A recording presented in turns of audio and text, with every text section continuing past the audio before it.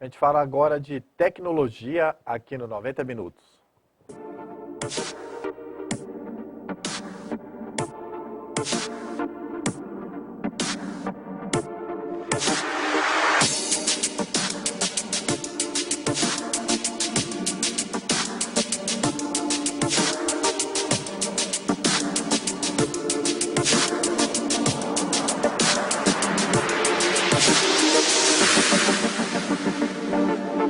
Alex, bom dia. Bom dia, Marcos. Bom dia a você que nos assiste.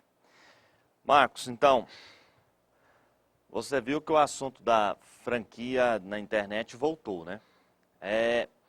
Segunda-feira, se não me engano, a Anatel voltou atrás na decisão que ela já tinha tomado de impedir o bloqueio da internet lá quando estourasse a franquia, aquilo que as operadoras queriam. Quando foi na segunda, ela simplesmente disse que ela não pode mais fazer esse impedimento, uma vez que ela não pode interferir no plano de negócio das operadoras e que as operadoras precisam ter lucro. Talvez Brincadeira, hein? é porque o lucro está baixo, né? Às vezes elas estão vendo que os bancos estão ganhando mais e elas precisam tomar a dianteira. E isso tem despertado uma série de problemas em outros órgãos de defesa do consumidor e como a Proteste, que já tinha ingressado na Justiça, ontem ela encabeçou uma carta pública aí com mais 21 entidades de defesa do consumidor que simplesmente está pedindo que o governo cumpra o que diz o Marco Civil da Internet, que foi inclusive regulamentado como uma das últimas medidas da presidente afastada. Nesse caso, a OAB agora, por último, resolveu ingressar na Justiça e ingressou até com umas perguntas a mais. O porquê que é que hoje as operadoras têm a cara de pau de falar em bloquear a internet depois de uma certa franquia, se nem investir em infraestrutura eles investem. E a Anatel, que é exatamente a responsável por isso, quem deveria zelar pelo cumprimento dos acordos que foi feito lá na época da privatização ainda da telefonia, ela simplesmente tem a cara de pau de dizer que não pode. Apesar que está soando um pouco estranho, porque quando foi ontem, eu não sei se todos sabem, mas depois daquela história do bloqueio do WhatsApp, por um juiz lá do Nordeste, teve algumas entidades que entraram com pedido de uma ação direta de inconstitucionalidade no Supremo, dizendo que pedindo que fosse declarado impossível que um juiz singular consiga suspender o serviço da maneira que ele fez. Afinal, para punir uma coisa de uma cidade, sei lá, de 10 mil habitantes, ele resolveu parar um país. Foi. Tá? É muito poder na mão de uma pessoa só. E, ironicamente, de novo, esse mesmo governo aí que está controlando a Anatel hoje, teve a cara de pau de, através da Advocacia Geral da União, ir lá ontem bater na porta do Supremo para pedir que seja rejeitada a ação, uma vez que ele precisa sim de um mecanismo para coibir essas empresas de mensageria para que não possam fazer esse tipo de coisa. É um tanto estranho, descabido pensar que um governo defende as operadoras de um jeito e quer, sei lá, boicotar essas empresas que, por sinal, são odiadas pelas operadoras. É incrível pensar que no Brasil não se consegue bloquear telefone dentro de presídio. Todo mundo, pelo menos uma vez na vida, já teve um problema com uma operadora de telefonia, seja por um erro deles na cobrança de alguma coisa, ou mesmo pela qualidade do serviço, que todos nós sabemos que é pior do que a do Paraguai. E tem a capacidade de insistir em uma coisa, um bloqueio dessa maneira. Quando é contra um WhatsApp, eles são incríveis, em minutos eles conseguem fazer. Chega a ser irônico, né? Porque você pensa, nesse caso, do tanto que eles são bons de serviço, não vão conseguir bloquear isso, eles conseguem. E aí a gente não tem o seu telefone, não é? Estou falando de internet, não, 3G, 4G, que eu nunca vi. Você não tem o seu telefone funcionando numa rodovia federal, Não. que é onde você deveria ter para caso de uma emergência, mas tem funcionando em qualquer presídio do Brasil. Ou E seja, com internet ainda, o melhor interessante. lugar para se ter acesso à telefonia é dentro de um presídio, Alex. Porque os caras fazem o que querem dentro do presídio. E aí eles têm a capacidade de, ironicamente, diz que O bloqueio é porque um WhatsApp na vida não quer cooperar com uma investigação de tráfico de droga. Só todo mundo que acompanha o noticiário está careca de saber que um traficante desse, normalmente, se ele está trocando as mensagens, provavelmente ela está vindo de dentro de um presídio. Tá? Se as operadoras elas simplesmente bloqueassem o sinal naquela região, seria muito fácil. Talvez o próprio município ou o estado deveria, naquela região onde tem um presídio, eu não aceito que coloque uma torre de celular lá. Pronto. E o problema da droga agora, atualmente, no Brasil, é o WhatsApp, não é? O problema do tráfico virou o WhatsApp, né? Não Virou. Quer dizer, não é para combater o tráfico, não. Você tem que combater o WhatsApp para poder... pra aí, resolver. consequentemente, você para de ter gente vendendo droga. É porque automaticamente parece que é assim. Até pouco tempo a gente vê aqueles disque droga que eles pegam em alguns lugares aí, que é até divulgado, e, site que vende coisa. Facebook. Facebook, tudo isso pode, mas se o cara resolver negociar pelo WhatsApp, não pode. Parece que realmente a implicância é com o WhatsApp. Ironicamente, isso é uma coisa de Brasil. E no caso do bloqueio das operadoras lá, essa birra deles... Primeiro, a birra basicamente da franquia nem é com o WhatsApp, a birra é com o Netflix, tá? A história que eles inventaram, que querem limitar a internet depois de certo ponto, é para as pessoas pararem de usar Netflix e os programas do tipo.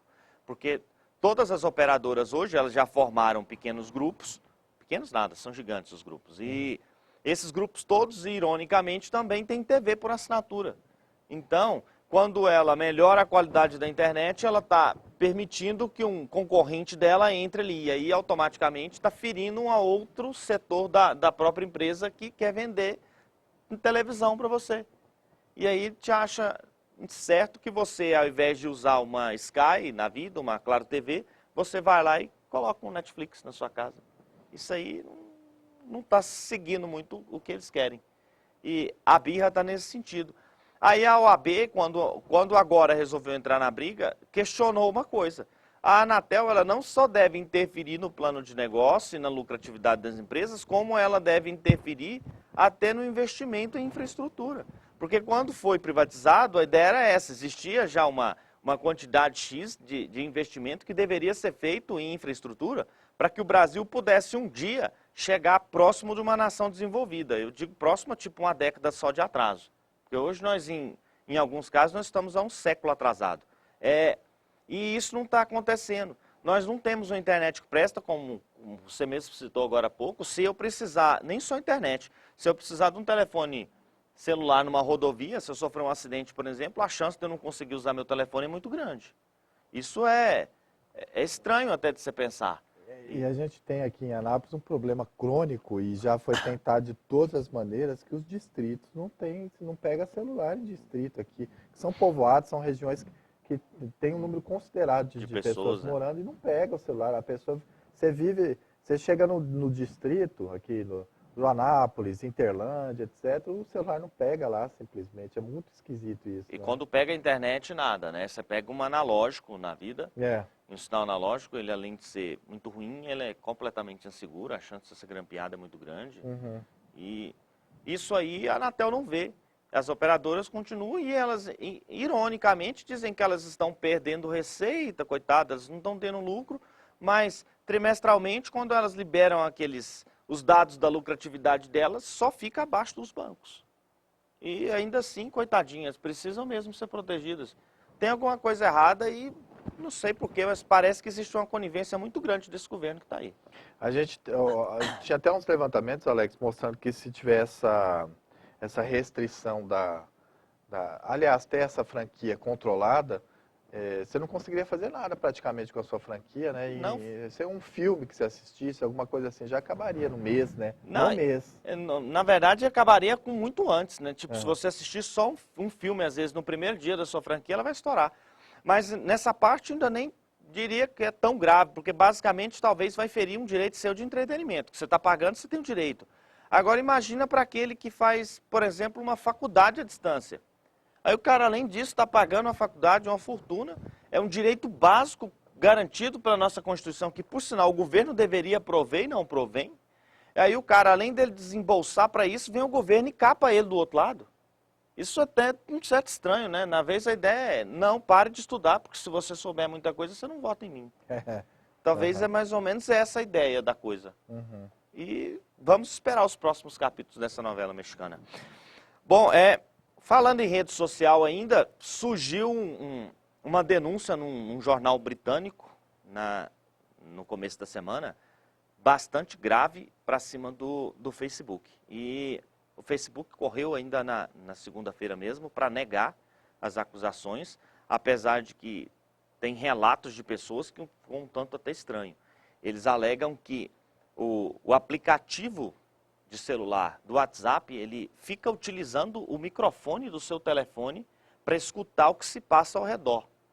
E com base no que ele conseguiu captar, ele propõe na sua linha do tempo propaganda de anunciante.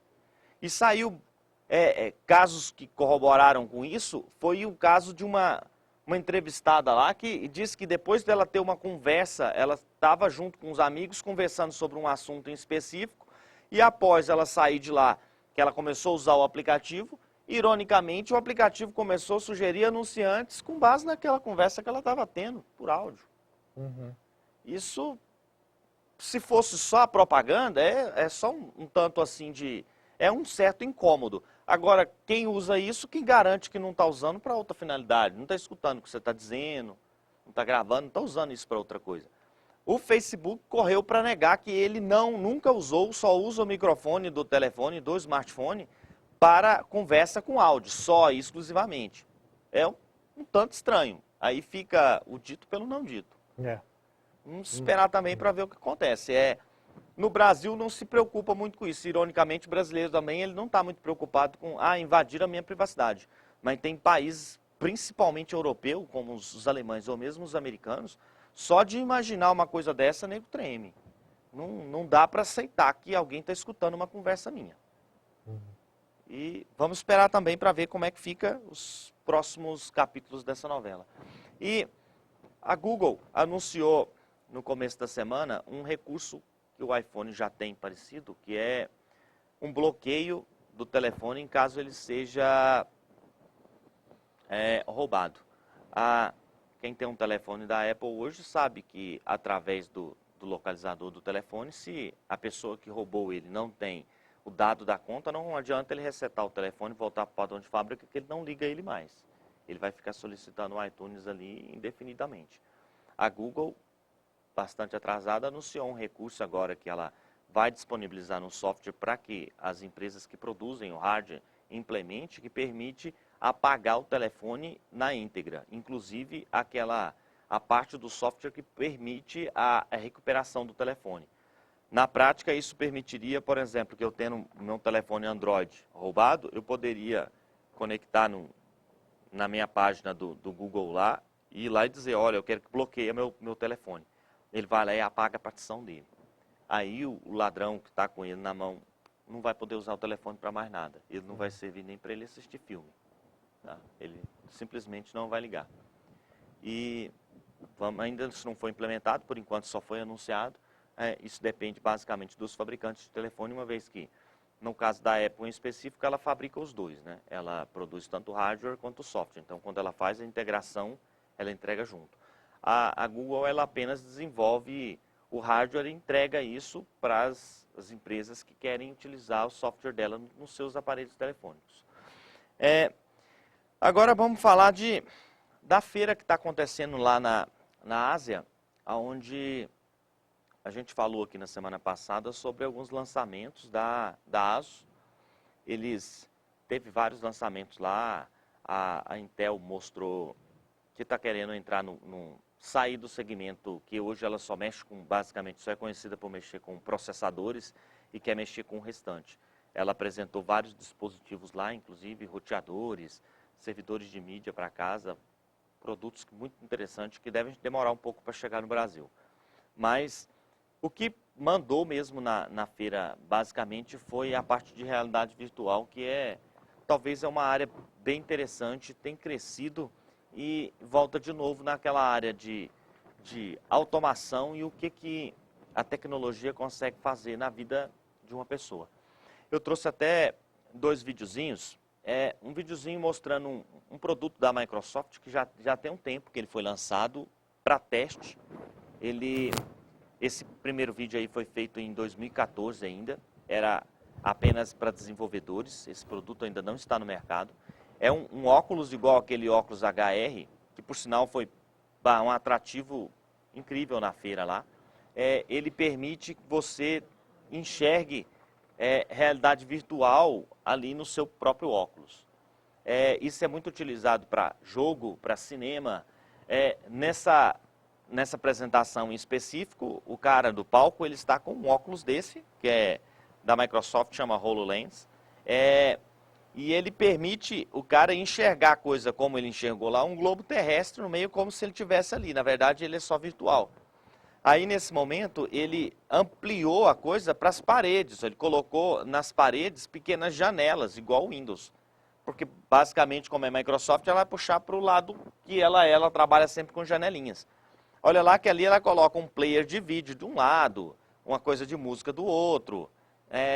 Recentemente ela anunciou que está trazendo coisas igual o Outlook para você poder ver calendário, seus compromissos, e-mails, tudo ali. Ó. Você poderia estar andando com um óculos ou sentado e ali você ter tudo isso disponível para você poder mexer. O cara, na própria apresentação é possível ver isso, com a mão ele consegue ver como se ele estivesse navegando. Ali no caso ele consegue até organizar o que ele quer que coloque onde. E interessante que isso aí pode, por exemplo, ser utilizado para cinema. Ele, nessa própria apresentação, ele vai colocar uma tela grande ali assim para exibir um vídeo. Aí ele está abrindo a tela do Skype, ele poderia conversar dessa maneira, tá? E ele está vendo ali a outra pessoa do outro lado. Um recurso bastante interessante também.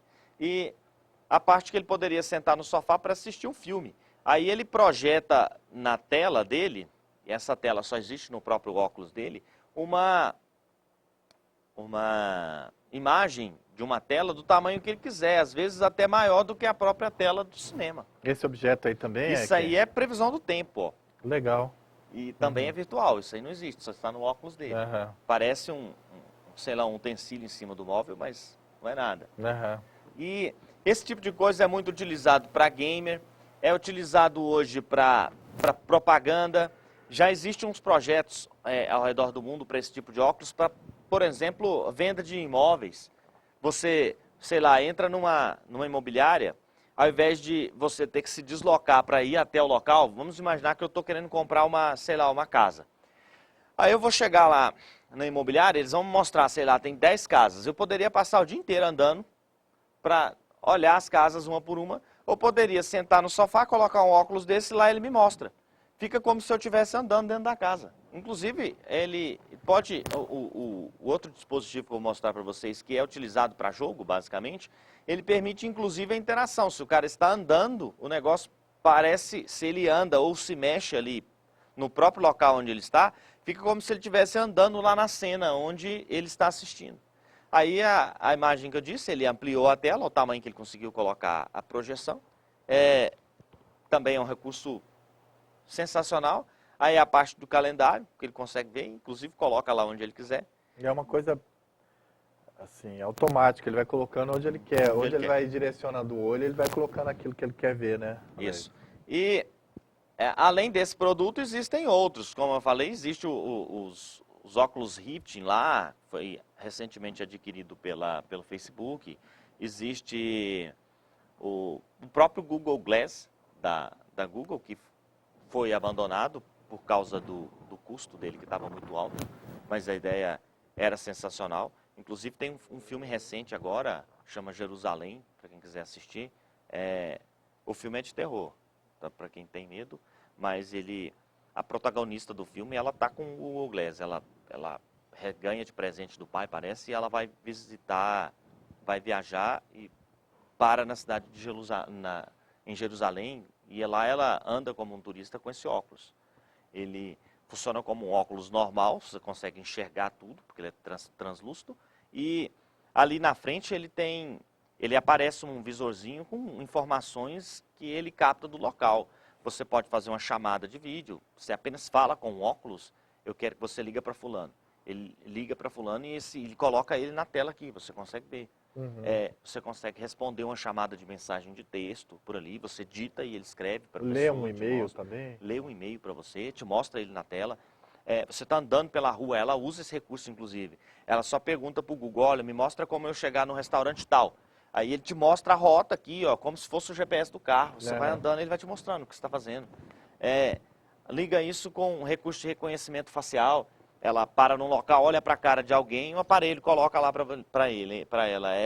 Reconhecimento facial, procura, achou ele numa rede social, mostra os dados, quem ele o que achou dele lá, data de nascimento, estado civil, da onde que ele o que ele faz. E aí varia de pessoa para pessoa, tem gente que põe a vida dele inteira lá. Então, é um recurso incrível e é utilizado inclusive para jogo. No próximo vídeo, a gente vê um simulador que já tem um tempo, no Brasil nunca chegou. Esse produto, para treinar, por exemplo, um soldado, é perfeito. Você não precisa sair do local. Ele foi feito para ser usado com Counter-Strike. É um joguinho que todo mundo que conhece esse tipo de jogo deve ser apaixonado. Ele é muito interessante. E o cara tem na mão lá um dispositivo que parece um joystick, é igualzinho um fuzil de verdade de assalto, como se ele estivesse usando no jogo. E a tela do lado esquerdo, você está vendo ele deslocando pelo jogo. Ele consegue enxergar em 3 dimensões no óculos dele, que ele está no rosto.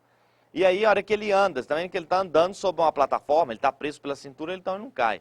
A hora que ele anda, ele se desloca no jogo normal. E a arma, como ela tem sensor, a hora que ele move ela para cima e para baixo, no jogo ela se move junto. Então, ela deve dar até um impacto no tiro para simular melhor ainda, isso, né? Dá aquele vibracal igual tem em maioria dos joystick. Com isso o cara consegue, em pouco tempo, ele consegue, sei lá, treinar como se ele fosse um soldado mesmo para participar. Sem contar que você deve perder uma caloria louca, né? Porque o cara fica andando O cara mesmo, fica né? andando, não é aquele sedentarismo antigo, o cara ficar sentado no sofá. Só lembrando que esses simuladores são tão eficientes que há alguns anos atrás a gente lembra de um caso de um cara que sequestrou um avião lá em Lusiânia e jogou ele no Flamboyant, aqui em Goiânia. Foi. Lembra? Lembro. E o cara aprendeu a pilotar utilizando um simulador, que é o Flight Simulator da Microsoft. Nos shoppings aqui em Anápolis tem um brinquedo que está instalado, que é um simulador de montanha-russa, né? Aquele viu? que você está falando no shopping? É. Aquele é o Oculus Rift. Né? É um desses modelos de óculos aí. Aí você põe e tem a montanha-russa lá, que você tem a sensação que está descendo. Você está descendo. Isso aí tem aplicação em tanta coisa hoje que imagina isso na medicina. Um médico poderia estar com um joystick ali, ou mesmo um mouse, e do outro lado do mundo, com um óculos desse, ele vê como se ele estivesse enxergando o paciente ali. Ele consegue fazer ali uma cirurgia inteira, do lado de lá um braço mecânico executa os movimentos. Tudo aqui, ganho na área educacional seria enorme também, né? Por exemplo, para uma sala de aula, você poderia ter um estudo de um corpo humano, por exemplo, colocaria, a pessoa enxergaria ali como se fosse mesmo o próprio órgão que ela está vendo por dentro. Para turista, pensou, você poderia viajar o mundo inteiro. Você casa isso com o Google Street View e você conseguiria, por exemplo, agora eu quero ir, sei lá, em Bagdá.